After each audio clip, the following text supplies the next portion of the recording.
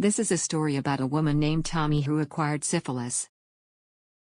One morning, Tommy woke up not feeling very well. So she thought it would be best to visit her doctor at her office. The doctor will see you shortly.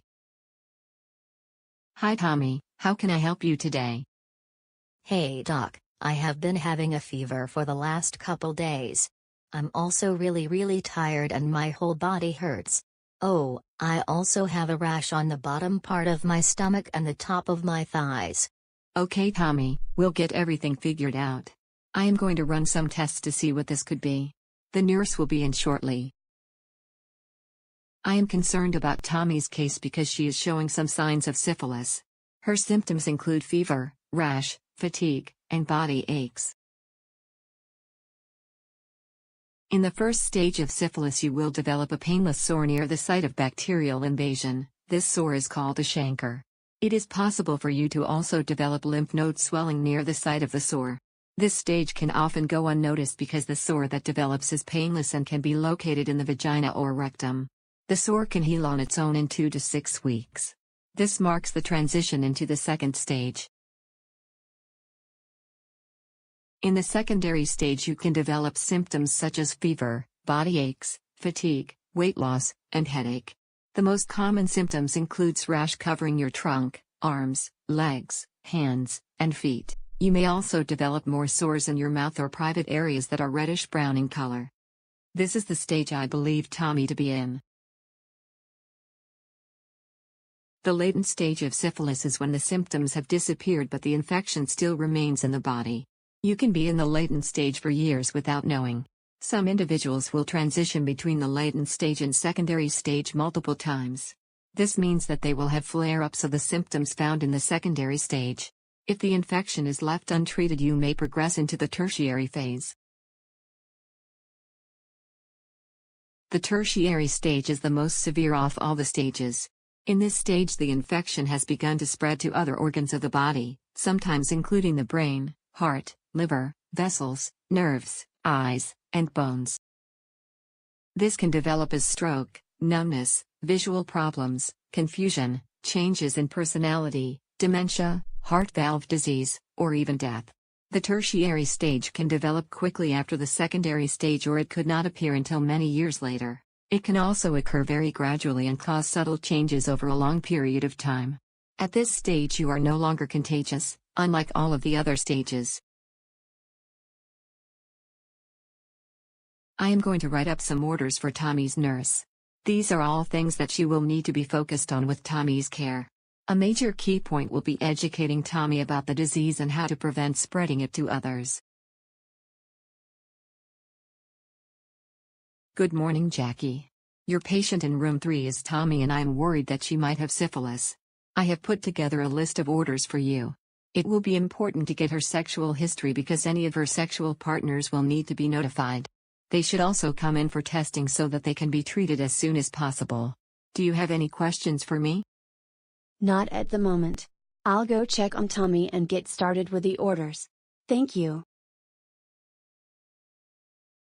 Hello Tommy, my name is Jackie and I'm going to be your nurse. I will need to take some blood for testing. I will also need to get a urine sample from you and then we will go from there.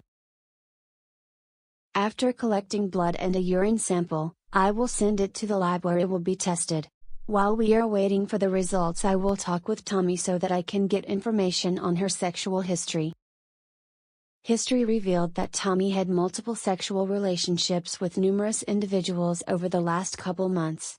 It is important that these people are informed so that they can be tested and treated. Tommy's test results came back positive for syphilis. She will need a shot of penicillin before she can go home. She will also need to follow up in 6 to 8 months for retesting to make sure that the infection is gone.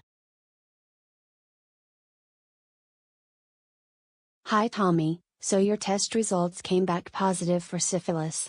I have a shot of penicillin that I need to give you. You said that you have no allergies and that you have taken penicillin before, so there should be no complications with this shot. Also, if your symptoms become worse, please come back or go to the emergency department. You will need to come back in 6 to 8 months for retesting to ensure that the infection is gone. Bye Tommy, have a nice day. Let's recap.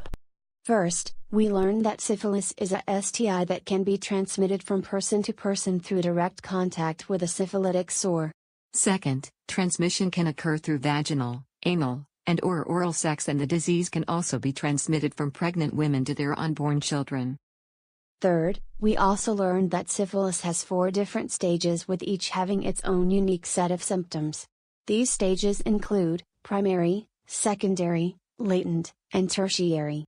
Lastly and most importantly, syphilis is a curable disease with timely diagnosis and proper treatment. Let's take a look at some statistics to get a better understanding of how our community is doing in regards to syphilis and STIs in general. According to an article in USA Today, the number of STIs in California have reached a new record high last year, and there has been a 45% increase in STIs compared to 5 years ago. In particular, data from the CDC shows that there were 101,567 reported new diagnoses of syphilis in 2017. 57.9% of these cases reported last year occurred among gay, bisexual, and other men who have sex with men. Therefore, it is important that we educate our patients of all walks of life and give them the information needed to reduce their risk depending on their lifestyle. Lastly, California had 30 stillbirths from congenital syphilis just last year, which is the highest reported number since 1995. Here are some resources in your community that you can utilize if you believe that you have syphilis or another sexually transmitted infection.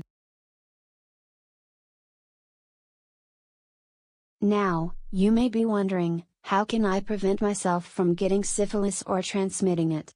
After all, prevention is the best form of medicine. Here are 5 ways you can prevent the transmission of syphilis, whether you have it already and are seeking treatment, or if you don't and you want to lower your risk. First, it is important to get treated as soon as possible and to complete the full course of treatment to prevent transmission to others. Second, refrain from sexual contact with previous or current partners until both are treated. Third, know that condoms significantly reduce risk of transmission and other sexually transmitted infections. However, condoms aren't perfect. They can only protect the area that they cover. Uncovered areas can become infected and transmit disease. Fourth, be aware that having multiple sex partners increases your risk of contracting syphilis and other sexually transmitted infections. Lastly, if you are sexually active, you should get tested for sexually transmitted infections regularly.